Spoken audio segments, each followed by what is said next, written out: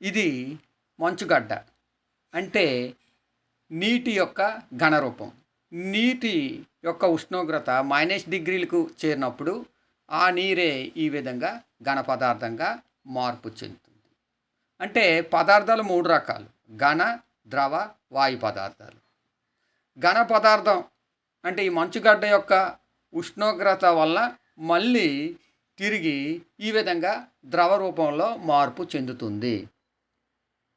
ఈ ద్రవ రూపాన్ని తిరిగి వేడి చేస్తే, అంటే 100 డిగ్రీల కంటే ఎక్కువ వేడి చేసినట్లయితే ఈ విధంగా ఆవిరి రూపంలోనికి చేరుతుంది. ఓకేనా?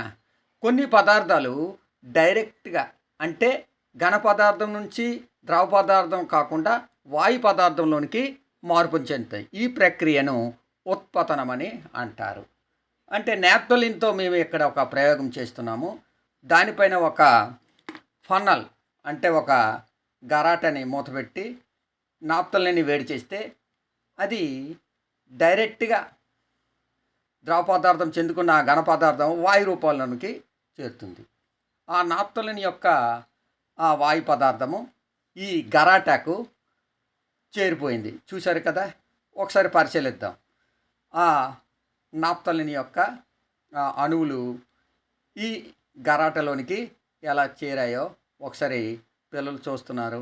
చూసారు? ఈ ప్రక్రియనే ఉత్పతనము అంటారు. అంటే ఘన పదార్థము నేరుగా వాయు పదార్థం మాత్రాన్ని ఉత్పతనం అంటారు. 2 బెలూన్లలో వాయువు నింపి వాటి బరువు సమానమని పిల్లలు ఇక్కడ చూస్తున్నారు.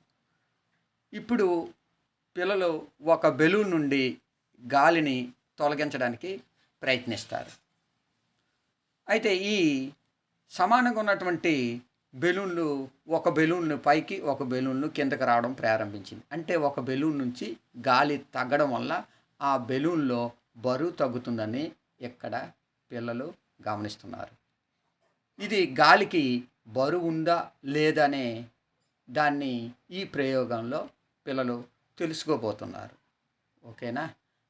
లైక్ కొట్టండి.